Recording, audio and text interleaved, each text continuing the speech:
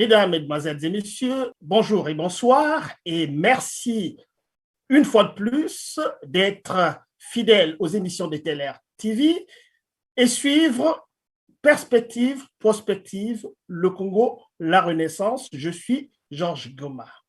Pour la troisième fois consécutive, nous allons recevoir un expert que vous connaissez déjà d'ailleurs, Monsieur Alphonse Maboussou, consultant et expert en pétrole et en mines. Monsieur Maboussou, pour cette troisième fois consécutive, va nous parler de l'aménagement du territoire au Congo-Brazzaville. Dans la droite suite de deux émissions que nous avons eues, rappelez-vous que monsieur Maboussou nous avait parlé lors de la première émission du potentiel minier du Congo-Brazzaville. Au cours de la deuxième émission, il nous a parlé des perspectives du CRC sur la réorganisation de ce secteur. Et pour la troisième fois, ça sera sur un modèle d'aménagement du territoire tel que pensé par le CRC. Sans plus tarder, tournons-nous vers M. Maboussou. M. Maboussou, bonjour. Bonjour, M. Georges Goma. Je suis tenté de vous demander comment vous allez. Oh, par la grâce du Seigneur, ça va. M. Maboussou, dans l'hypothèse où les revenus de pétrole et des mines au Congo sont très bien affectés et parcimonieusement utilisés, quel serait le modèle d'aménagement du territoire? Et d'ailleurs, dites-nous un peu, c'est quoi l'aménagement du territoire? Quels sont les acteurs de l'aménagement du territoire? Merci bien pour votre question. De l'aménagement du territoire, je dirais que c'est une action et une pratique de disposer avec ordre et méthode à travers l'espace d'un pays et dans une vision prospective, les hommes et leurs activités, les équipements et les moyens de communication qu'ils peuvent utiliser en prenant en compte les contraintes naturelles, humaines et économiques, voire stratégiques. C'est l'ensemble d'actions menées par des acteurs privés ou publics qui interviennent sur un territoire donné et en façonnent son espace. L'espace qui peut être les routes, les ponts, les usines, les autoroutes, les tramways, la requalification des villes urbaines, etc. Quels peuvent en être les acteurs? Les acteurs, comme je venais de le dire, peuvent être le public, c'est-à-dire l'État, le privé, une famille ou des individus qui, pour chacun en ce qui le concerne, contribuera à l'embellissement de la cité, la lutte contre l'insalubrité, par exemple, l'éradication du paludisme, le coup de poing ville propre. Je comprends très bien que l'aménagement du territoire, mais dans le cadre du Congo-Brazzaville, est-ce que le domaine de l'aménagement du territoire a été bien conçu, a été bien traité? Nous voyons tous les dégâts posés par la mauvaise urbanisation de nos villes, ce qui pose réellement problème d'aménagement du territoire. Parce que si nous prenons l'exemple de Pointe-Noire n'était pas préparée à recevoir toute la population qui s'y trouve aujourd'hui. Monsieur Maboussou, s'il vous plaît. Alors, je vais vous arrêter un peu à ce niveau-là. Vous allez parler de Pointe-Noire. On va revenir là-dessus. Mais pour l'instant, essayons de regarder un petit reportage. Pourquoi nous projetons ce reportage? Pour que nos internautes essaient de faire le rapport d'eux-mêmes par rapport aux réalités qu'on peut trouver ailleurs. Ailleurs, on voit des modèles. Quand ces modèles sont réussis, on les apporte, n'est-ce pas, dans un autre cadre. C'est le développement de Dubaï. Dubaï, c'est un producteur de pétrole qui a su utiliser son pétrole dans l'aménagement du territoire, comme on va le voir. Et puis après, on reviendra sur Pointe-Noire, M. Maboussou.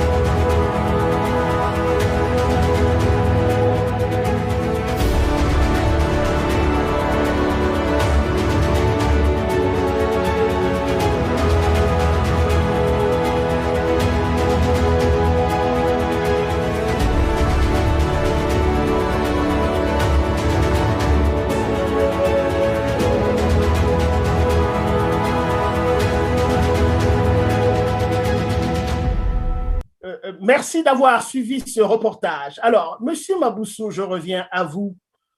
Vous avez vu le reportage sur le développement de Dubaï de 1960 à maintenant, comment on a bâti une ville. Alors, nous avons une ville Pointe-Noire. Pointe-Noire, c'est la ville qui produit le pétrole au Congo-Brazzaville. On peut même dire, on l'a dit déjà, que la richesse du Congo sort de Pointe-Noire. Alors, comment changer le visage de Pointe-Noire? Comment changer nos quartiers aussi? Parce qu'il y a une caractéristique particulière quand on regarde un coup d'œil synoptique sur nos quartiers, c'est des quartiers quand même qui sont mal famés. Alors, je vous laisse, donc vous avez commencé à parler même de Pointe-Noire, alors je vous laisse un peu parler de Pointe-Noire dans le cas de l'aménagement du territoire. Merci bien pour votre question. Dans le cas de l'aménagement du territoire de la ville de Pointe-Noire, par extension de toutes les villes du Congo, permettez-moi de parler d'un élément important qui soit comme un préalable à une telle activité. C'est quoi? C'est le recensement de la population, de l'habitat, avec des drones et des architectes congolais pour évaluer l'existant et se projeter. Il faut aussi profiter à cet effet de faire le recensement des entreprises.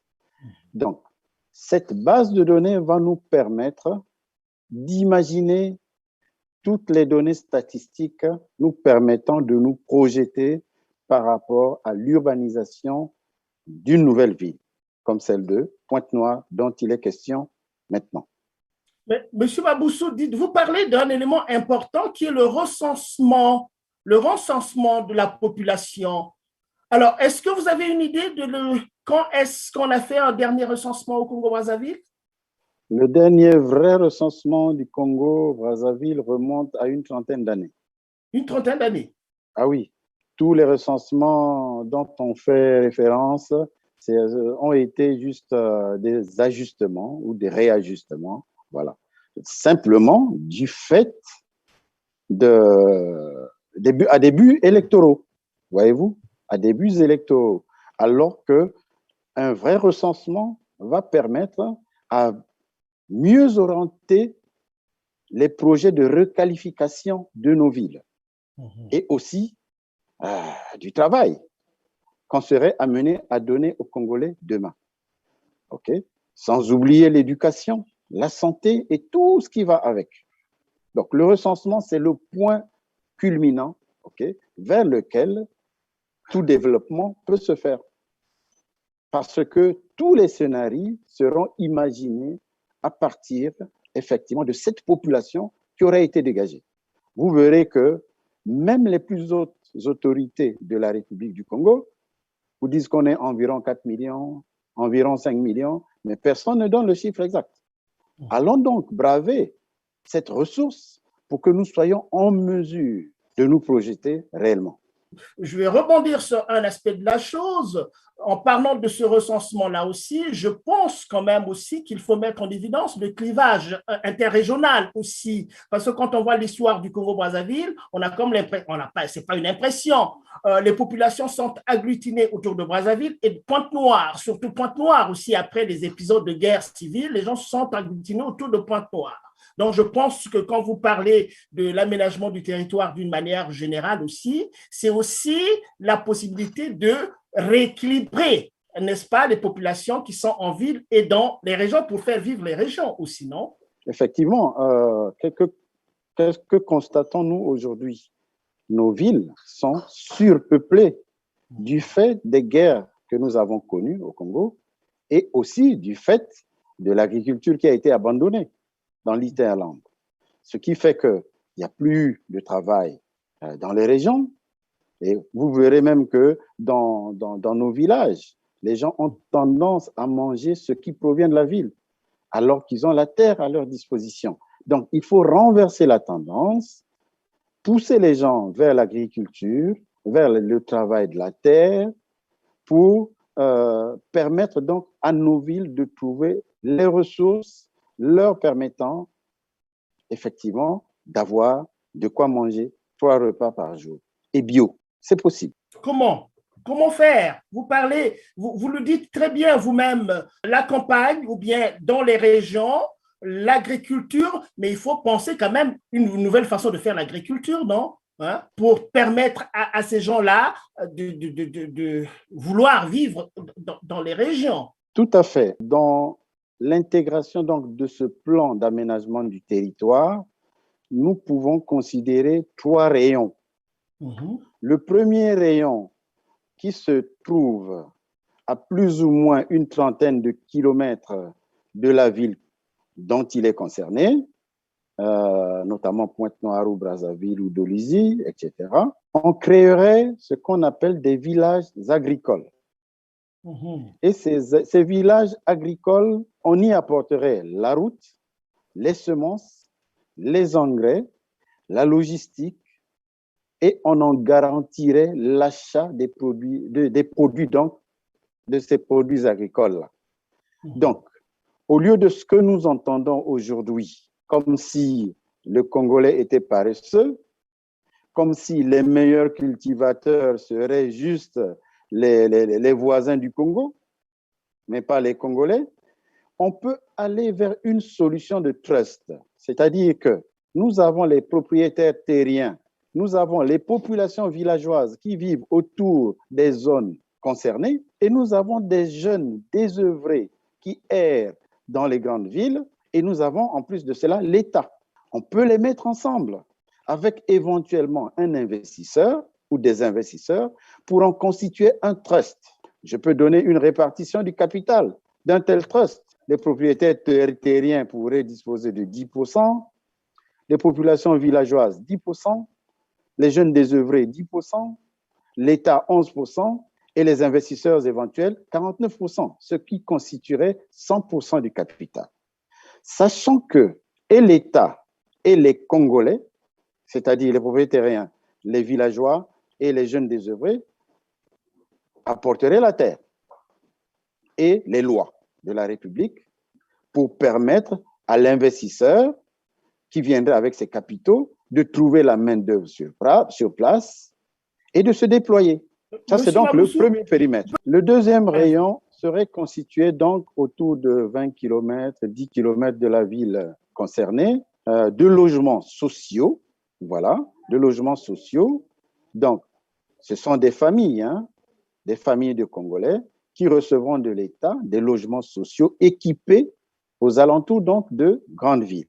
Il s'agit donc là d'un package qui va inclure le logement social, une franchise de commercialisation des denrées alimentaires sous la forme de boutiques, de supérettes, de supermarchés ou d'hypermarchés bien achalandés et approvisionnés au quotidien par un réseau logistique respectant les normes ISO en la matière pour en garantir la bonne distribution. Un conseiller technique assistera à la famille pour permettre la bonne gestion des ressources, notamment le remboursement du crédit, de la franchise, le salaire, la mutualisation avec la santé, l'épargne, etc. Et ces logements seront équipés au travers des scieries que nous aurons in situ. Les sociétés forestières ont les permis. Et à ces scieries, il y aurait donc de la menuiserie industrielle auprès desquelles nous solliciterions donc des kits de meubles qui seront fournis pour l'ensemble donc de ces logements sociaux. Et le troisième élément, c'est quoi? C'est la ville en elle-même. Parce que nous avons réalisé le recensement de la population et de l'habitat. Nous avons pris les images de ces habitations. Nous avons, nos architectes auront évalué chacune de ces maisons, tout en respectant les monuments historiques de ces villes-là. Il nous sera possible de requalifier certaines villes.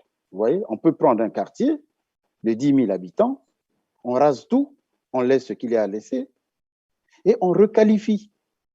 Et cette requalification va aller dans le sens de ce que Dubaï a fait, c'est-à-dire un plan d'urbanisation, le tout à l'égout, on fait les routes, on fait l'électricité, on met un château, sachant que ce château d'eau va approvisionner 10 000 personnes. Et dans un autre quartier, on mettrait un autre château qui serait couplé au précédent en série pour régler les problèmes de backup. Si celui-ci ne marche pas, il peut s'approvisionner auprès de l'autre château. Et on déploie en ce moment-là notre algorithme.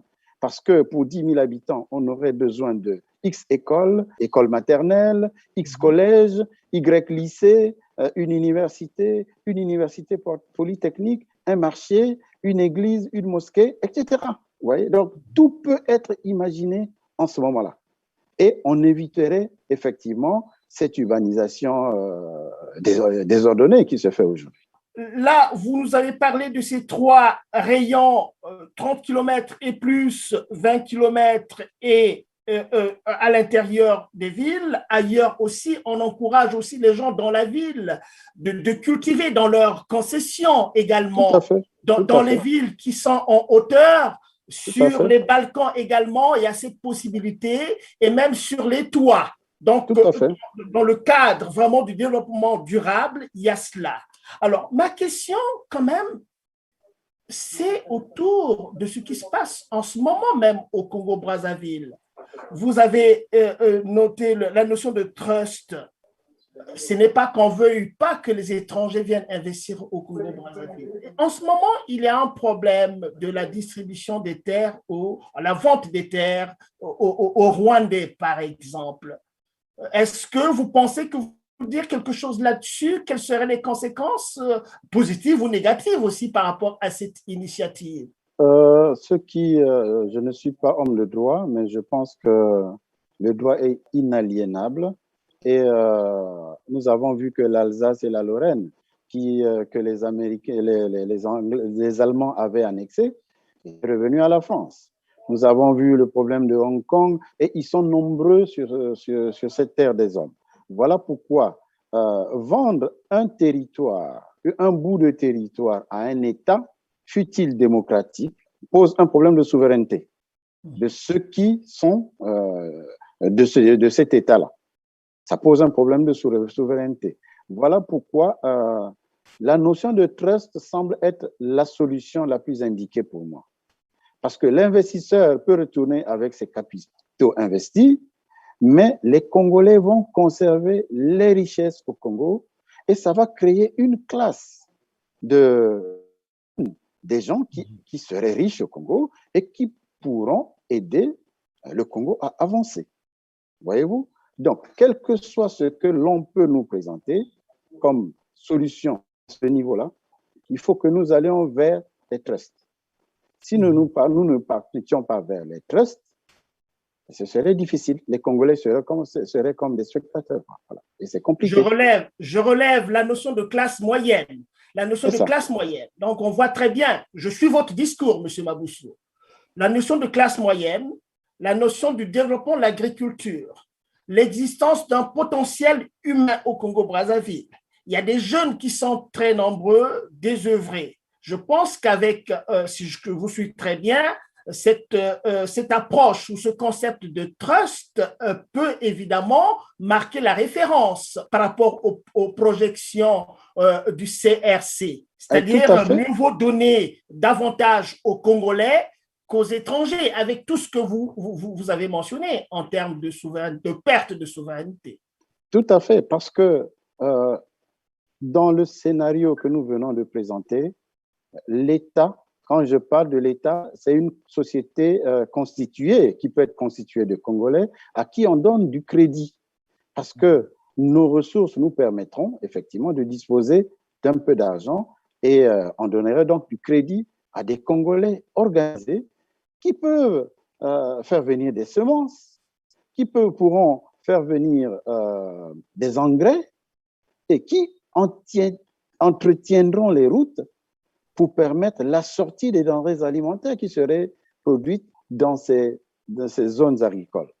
Maintenant, nous pouvons aller vers des quotas de production de façon à solliciter auprès de ces trusts des quantités que nous achèterions dans le cas de notre centrale d'achat des produits locaux, ce qui garantirait des flux d'argent auprès du trust qui pourrait se projeter aussi. Et en ce moment-là, on n'aura pas besoin d'un investisseur étranger. Vous voyez? Maintenant, si l'étranger vient avec des capitaux réellement, je ne sais pas si les Rwandais ont les capitaux nécessaires, mais ils ont les mains comme nous. Donc, je ne sais pas. Je ne comprends pas cette logique. Je relève que vous avez relevé que les Rwandais sont comme les Congolais, finalement. Ont-ils suffisamment de moyens pour investir de la sorte au Congo-Brazzaville? Et vous avez parlé, j'ai noté aussi que si on a un peu d'argent, mais quand même, quand on voit ce que vous nous avez dit jusque-là, au cours des émissions passées, le Congo parlait de peu d'argent. Je ne sais pas, on a quand même brassé pas mal d'argent, non? Effectivement. Pour pouvoir disposer de quelque chose de substantiel pour développer ce que vous dites là. Oui, c'est juste une façon de parler. En fait, le Congo dispose des moyens lui permettant effectivement de faire face à ses obligations. Il s'agit juste de changer de politique, d'éviter de voler, de mettre des garde-fous et d'assurer la redistribution de cet argent. L'instinct de survie a poussé le Congolais aujourd'hui de faire un recours à la terre. Ils n'ont pas attendu un slogan de la République pour dire un député, un chant ou je ne sais pas quoi. Parce que nous aimons bien les slogans au Congo.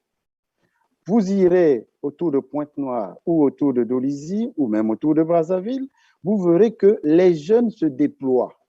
Mais ils font face à deux problèmes. Les problèmes de moyens, notamment les équipements leur permettant de sortir leurs denrées des lieux de plantation, et aussi les problèmes de semences, les problèmes de distribution. Auprès de qui devraient-ils vendre leurs denrées qui pourrissent là où ils les produisent? C'est l'État qui devait mettre en place des mécanismes permettant d'aller chercher cette production pour que le cultivateur trouve son compte, ce qui n'est pas le cas aujourd'hui. Donc, il y a d'abord un problème d'organisation au niveau national qui permettra effectivement l'éclosion de ce secteur d'activité qu'est l'agriculture. L'aménagement du territoire a un rapport très étroit avec le territoire ou les territoires. C'est ça. Je vois en France, par exemple, la loi de décentralisation. Ça, c'est les années 80, début des années 80, 82, plus précisément. La loi de décentralisation qui a donné du pouvoir, n'est-ce pas, aux collectivités territoriales. C'est ça. Dans le cadre du Congo, comment est-ce que vous envisagez cela? Est-ce que donner, n'est-ce pas, ce pouvoir aux collectivités territoriales dans l'aménagement du territoire et dans ce que vous venez de dire, l'agriculture, vous mettez quand même, vous ramenez l'agriculture à la dignité d'un bon concept là, mais il faut quand même aussi l'affectation des moyens dans les régions aussi. Comment ça peut se faire pour que, évidemment, ça puisse prendre, que la menace puisse prendre? Tout à fait. La décentralisation ne doit plus être juste un sujet de campagne électorale, mais plutôt une solution pour tirer le Congo vers le haut, vers son plein de développement. L'équivalent d'une municipalisation accélérée, soit 300 milliards de francs CFA, peuvent permettre de développer des projets multiformes au niveau de tous les districts du Congo. Je peux vous les citer. Désengorgeant de facto les grandes villes, tout en apportant du travail aux jeunes et de l'alimentation bio dans le panier de la ménagère. D'ailleurs, Arthur Rimbaud a dit que la vie fleurit par le travail. Donc, le Congolais ne pourra se forger que par le travail. Redonnons aux Congolais toutes ces lettres de noblesse pour que vive à jamais le Congo renaissant. Okay? Je vous parlais des districts tout à l'heure. Dans le Kwilu, nous en avons 6. Vous avez Luango, Yinda, Madingokai, Mvuti, Kakamweka et Nzambi. Si vous allez dans le Niari, vous en avez 14. Louvakou, Kimongo, Divenier, Kibangu, Makabana, Londelakai, Yaya, Nyanga, Mungunu Nord, Mungunu Sud, Mbinda, Mayoko, Banda. Et à cela, vous ajoutez les 4 arrondissements. 1, 2, 3 et 4 de Dolisie. Si vous allez du côté de la Bouenza, vous avez 10 districts que sont Fouati, Bokosongo, Kai, Kingwe, Loudima, Mouyondi, Tsiaki, Yamba. Et vous avez les 3 arrondissements, 2 de Nkaï et 1 de Madine. Si vous allez dans la Lekumu, vous avez 5 districts, Sibiti, Komono, Zanaga, Bambama et Mayeye. Et là-bas, vous avez un arrondissement unique qui est l'arrondissement de Sibiti. On continue. Vous avez dans le pool 13 districts.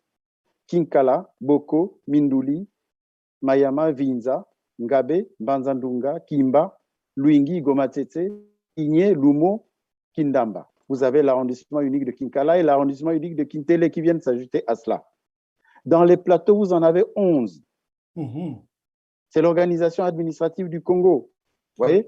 Donc, où vous avez Djambala, Gambama, Gamboma, Abala, Olombo, Ongoni, Mpuya, Ngo, Mbon, Makotipoko, Alembe, Lekana et l'arrondissement unique de Djambala. Dans la cuvette, vous avez quoi? 10 districts. Owando, Makwa, Bunji, Oyo, Chikapika, Mosaka, Lukolela, Ngoko, Bokoma plutôt, et l'arrondissement unique de d'Oyo, en plus de celui comment on appelle, d'Owando aussi. Dans la Likwala, dans la Sanga plutôt, la cuvette ouest, vous avez 6 districts. Evo, Kele, Okoyo, Etumbi, Mbama, Mbomo, et l'arrondissement unique d'Evo. Dans la Sanga, vous avez 7 districts.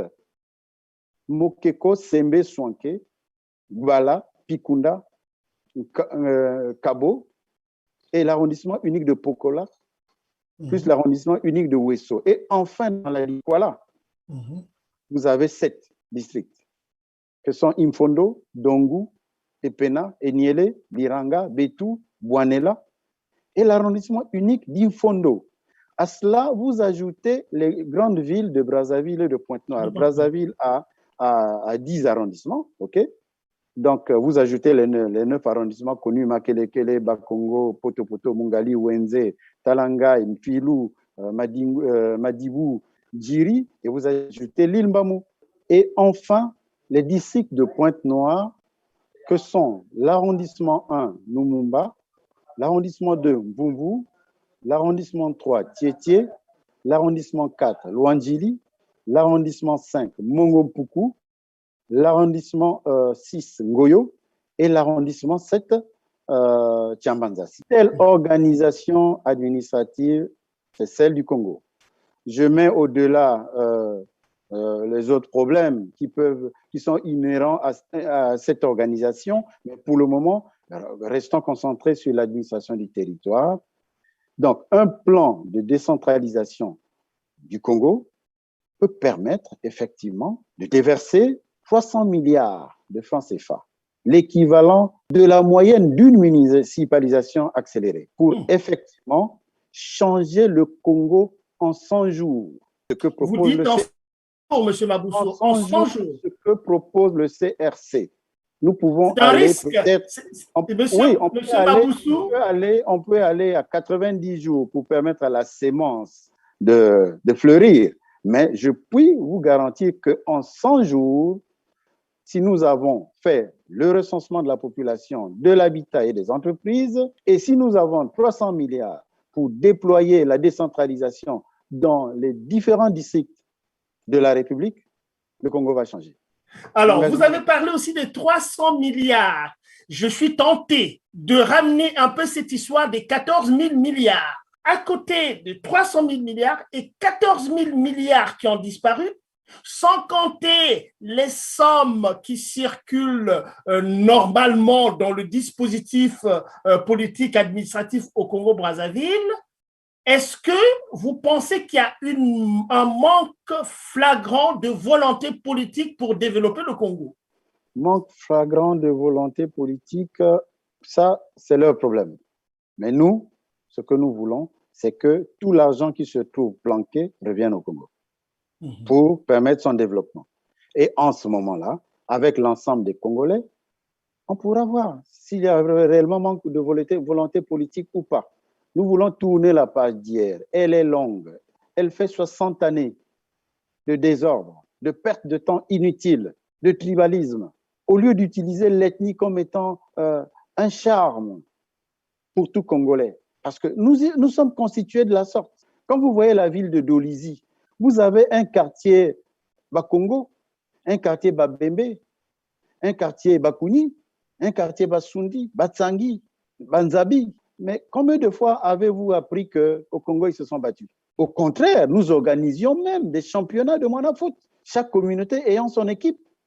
Pigeon Vert, Sakampele, Botafogo. Vous voyez? C'est ça le charme du Congo. Est-ce que vous êtes en train de dire que finalement, l'ethnie est utilisée au Congo-Brazzaville par le pouvoir actuel pour instrumentaliser les choses à leur seul avantage? Est-ce que c'est ça qu'on veut comprendre, M. Maboussou? Nous avons vu des images dans un camp militaire où le serment était fait en langue. Dernièrement, c'est un musicien, je suis un peu désolé parce que je n'avais pas le droit de citer une telle hérésie, mais bon, un musicien qui disait que le mboshi était la langue du pouvoir. Du pouvoir. Voilà. Donc, on a tous vu, hein? On constate simplement. Mais moi, je ne rentre pas dans ces hérésies. Voilà. Non, mais c'est pas. Nous voulons aller de l'avant avec tous les Congolais, avec tous les Congolais. Monsieur Maboussou, donc, il faut tenir aussi compte quand même de ce qui se passe au niveau beaucoup plus global, au niveau international. On parle du développement durable, on a parlé du développement durable, mais aussi on parle de comment on appelle l'expression, c'est la lutte au changement climatique qui s'impose presque à tout le monde maintenant. La moindre petite action qu'on peut poser ici, quelque part à Bunji ou bien à Sibiti là-bas, peut avoir des répercussions au niveau global, au nom de cette lutte contre le réchauffement climatique. Alors, comment est-ce que le CRC intègre dans sa prospective et dans sa perspective ces deux éléments-là, développement durable et lutte contre les changements climatiques? Oui, si je fais référence à ce que vous-même vous aviez dit tout à l'heure au sujet des maisons bio, oui. Où on aurait des plantations au dernier niveau de ces maisons-là, effectivement, c'est des exemples à suivre. Sinon, il faut aller vers la création des emplois verts avec l'agriculture et l'artisanat, de façon à favoriser une économie verte, c'est-à-dire renforcer la résilience des sociétés et des personnes grâce à une transition qui soit juste pour tous et qui ne fasse pas de laisser pour compte. Okay? Renforcer la coopération, intégrer la solution fonds bleu dont on parle tant pour le bassin du Congo, okay? Parce que la forêt du Mayombe, ça contribue à l'équilibre écologique mondial. Mais il faut savoir l'utiliser, le maintenir pour que effectivement cet équilibre puisse intégrer une solution mondiale et qu'on puisse en tirer profit. Parce que cet équilibre ne concerne pas que les Congolais, mais ça concerne toute la société du monde. Donc, il faut vendre le Congo, il faut vendre le Gabon, il faut vendre le Cameroun, il faut vendre la RDC par rapport à cette forêt du Mayombe pour que les revenus qu'on en tirerait de cela dans le cadre de la protection du climat puissent être utilisés pour faire, par exemple, l'usine d'eau sur le fleuve Congo. Et la RDC et le Congo pourront apporter de l'eau au monde entier. Vous voyez? On peut faire le barrage de Sunda, qui est une énergie propre. Vous voyez? Qui n'affecte en rien l'environnement. Ouais. Cet investissement est tellement lourd que nous avons besoin de nous tourner vers les grands investisseurs avec l'appui des bailleurs de fonds internationaux pour aller vers ces grandes réalisations. Vous avez le tourisme avec Konkwati. À Konkwati, nous avons le parc national de Konkwati, nous avons le musée de Maluango, vous avez le village artisanal, vous avez l'arbre de Brazza, vous avez les chutes Madiaba plutôt, vous avez les monts de la Lune et les rivières bleues entre Dolisie et Mosenjo, vous avez le parc national de Nwabalendoki, vous avez les chutes de la Lufulakari. Tous ces sites dans le cadre d'une économie verte, peuvent être déployés et permettre au Congo de gagner de l'argent sous une autre forme. Voyez-vous? Oui. C'est vers ces solutions-là que le CRC se propose d'aller pour que, effectivement, le Congo puisse contribuer à l'équilibre écologique. Écologique. Voilà. Alors, je vais relancer celle-ci, Monsieur Maboussou. Bon, les sites de production, qu'il s'agisse des énergies fossiles, le pétrole et le gaz naturel, ou qu'il s'agisse même des autres minerais. De plus en plus, oui, l'or est à la mode au Congo-Brazzaville. Et oui, on a vu quand même qu'il y a un problème lié à l'environnement, c'est-à-dire après la production, le démantèlement des installations qui ne se fait presque pas et qui laisse, on a vu à Pointe-Noire, n'est-ce pas, les problèmes liés, n'est-ce pas, à la pollution. Et puis, on a vu aussi des images dans des vidéos qui circulent des Chinois qui exploitent le pétrole sur les terres congolaises et un responsable, et la population est aux aguets, et un responsable qui vient pour demander des comptes à un Chinois qui se moque même du responsable politique, qui rigole sur sa tranche, on a bien vu. Alors, comment mettre de l'ordre dans ces rapports avec des industries étrangères qui viennent opérer au Congo? Comment le CRC pense, n'est-ce pas, traiter cette affaire-là?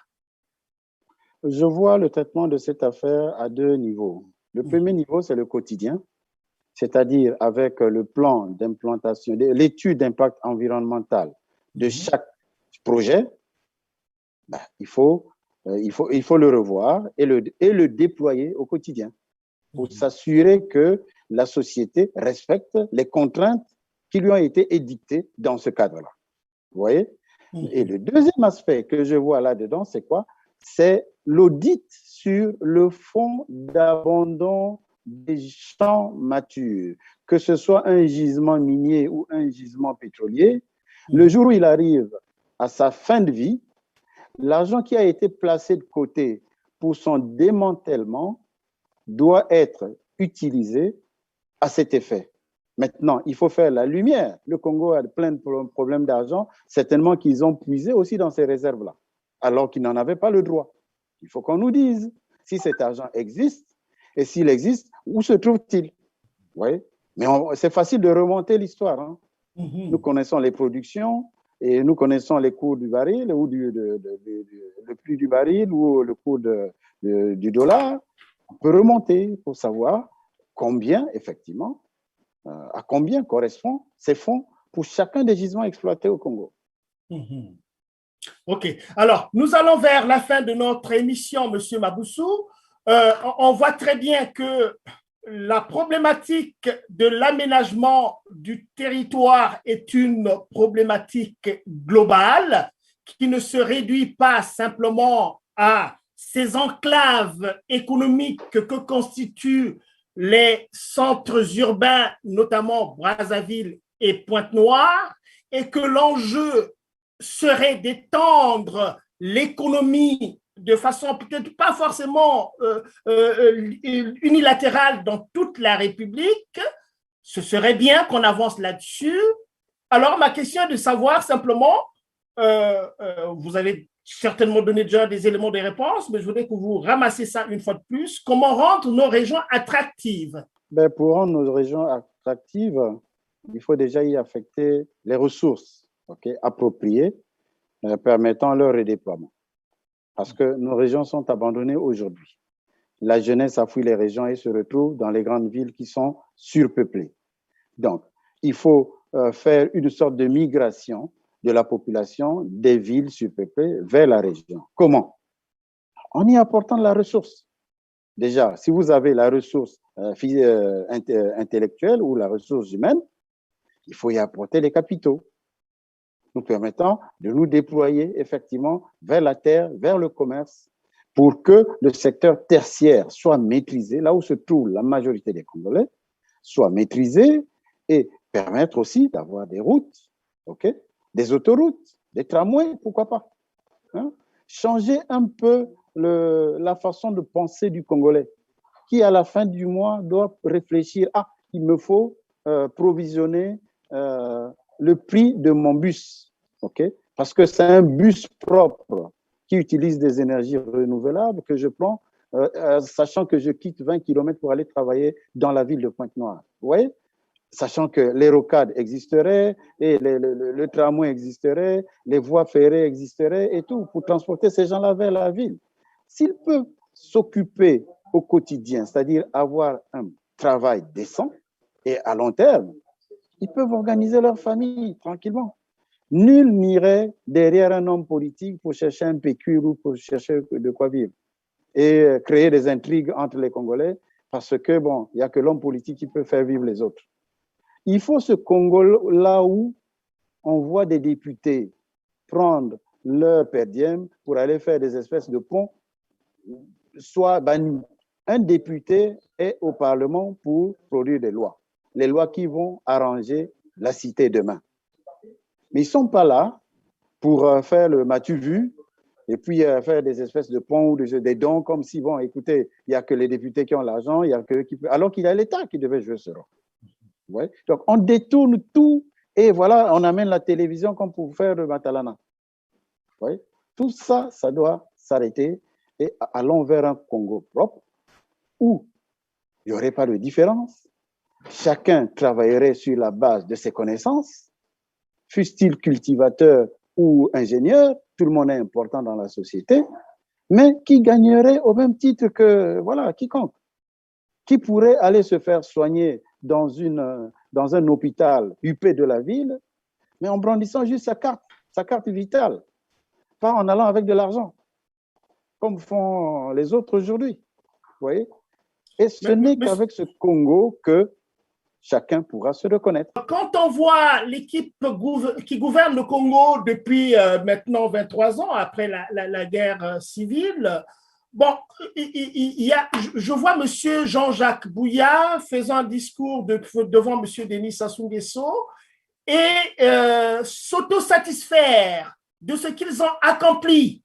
Et généralement, on montre des immeubles, les 2 tours jumelles d'un pilar, on montre le viaduc, on montre ces infrastructures-là.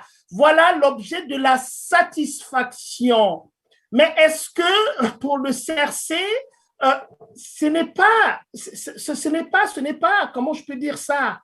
Le développement, ce n'est pas au-delà de cela. Ce n'est pas au-delà de cela, des simples infrastructures seulement. Est-ce qu'on peut parler du développement de l'être du Congolais? Est-ce qu'on ne peut pas penser quelque part le développement du Congolais qui serait instruit dans des conditions tout à fait normales et qui produirait de la valeur à la fin? Je ne sais pas si vous comprenez ce que j'essaie de passer comme idée là. Est-ce qu'en voyant seulement des immeubles, on peut se satisfaire d'avoir fait quelque chose si quelque part on a besoin d'aller chercher des étrangers pour venir faire l'agriculture alors que le Congolais pouvait être développé lui-même d'abord pour qu'il soit capable de le faire? Une classe moyenne, quoi. Il y a deux choses. La première chose pour moi, c'est le peuple et l'environnement qui sont les seuls juges de ce que tout pouvoir peut être amené à faire. C'est eux qui jugent. Aujourd'hui, on peut se poser la question suivante. Combien de Congolais travaillent? Combien de jeunes ont trouvé le travail depuis que ces gens-là sont aux affaires? Est-ce qu'ils ont résorbé le chômage? Ils vont nous dire que oui, même en France, même aux États-Unis, il y a des chômeurs. C'est vrai, mais c'est toute la population qui est concernée par le chômage. Les retards dans les paiements des salaires, des pensions, de tout ce qui est le tralala que nous connaissons, c'est dû à quoi? C'est dû à la mauvaise gouvernance. Okay? C'est dû au mauvais positionnement des projets d'infrastructure que ces gens-là ont voulu mettre en exergue. Vous faites la corniche, c'est une très bonne chose, mais faites la corniche en respectant le cahier des charges. Si on le fait en ne respectant pas les cahiers des charges et qu'on soit en mesure de revenir dessus 2 ans ou 3 ans après, c'est que vous êtes passé à côté. Et ceux qui ont le BCBTP, ou je sais, Bureau de contrôle, ou je sais, des travaux publics, et tous les autres qui ont été inclus dans la gestion de cette infrastructure devraient être en tôle aujourd'hui. Vous voyez? Mais comme c'est leur Congo, ils font ce qu'ils veulent, personne ne les juge. Mais un jour, ils seront jugés et ils en paieront le prix. Maintenant, l'autre aspect de la chose, c'est pour développer le Congo, il faut un tout cohérent. Il faut un tout cohérent qui va permettre d'intégrer donc le problème de l'emploi, okay, le problème permettant de résorber le chômage, de donner le problème de l'habitat, donc donner un logement aux Congolais, le problème des soins médicaux, le problème de l'éducation, les infrastructures comme l'eau, l'électricité, les routes, okay, pour aller chercher les denrées alimentaires dans les plantations et la distribution.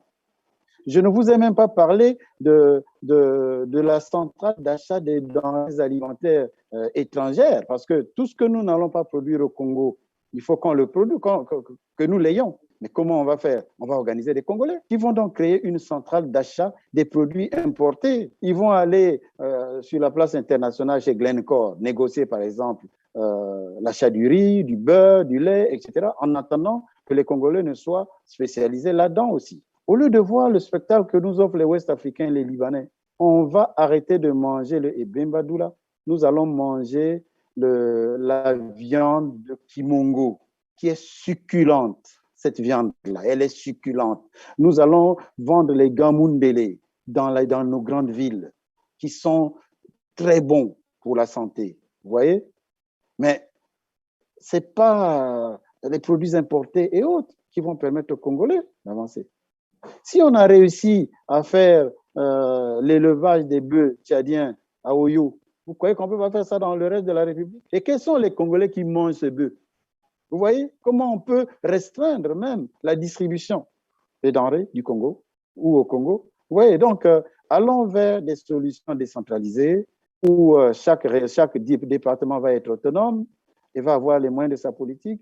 Dans un premier temps, ils seront tractés, mais après, c'est eux qui extourneront l'argent vers la République pour son fonctionnement. Il faut souligner, M. Maboussou, que le Congo-Brazzaville est un pays gâté par la nature, hein?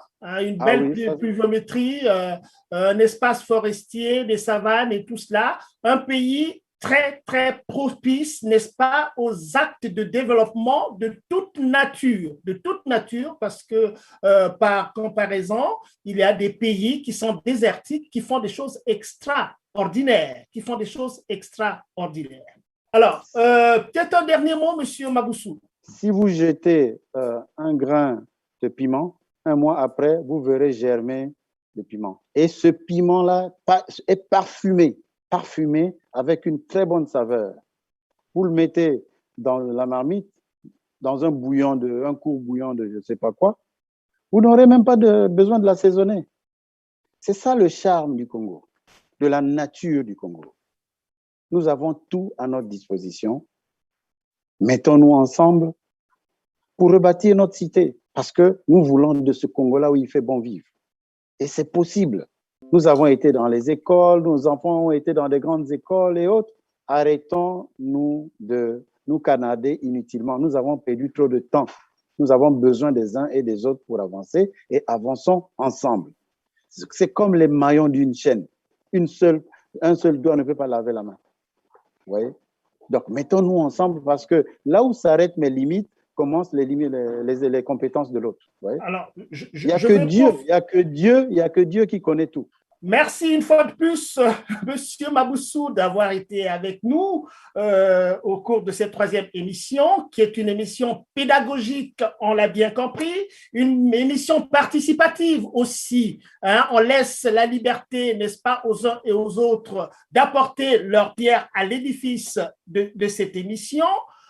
Alors, je vais me tourner vers nos internautes qui ont pris l'habitude de nous suivre pour les remercier de nous suivre régulièrement tous les dimanches autour de perspectives et prospectives, le Congo, la Renaissance, et que tout le monde a bien compris qu'à l'observation, une radioscopie de la situation du Congo-Brazzaville aujourd'hui sur tous les plans, le pays a besoin d'une renaissance. Et nous sommes là pour partager avec vous toutes les idées autour de cette renaissance qui préfigure la reconstruction d'une nation. et qu'on ne peut pas continuer indéfiniment dans une situation de crise telle que nous la connaissons aujourd'hui, depuis 23 ans maintenant. Il arrive des moments où les Congolais doivent être responsables et suffisamment réfléchis pour être à l'unisson et aller vers ce Congo que nous recherchons tous et surtout ce Congo que nous n'allons pas léguer aux générations futures, mais un Congo que nous avons emprunté à ces générations futures et donc nous avons besoin de laisser en bonnes conditions.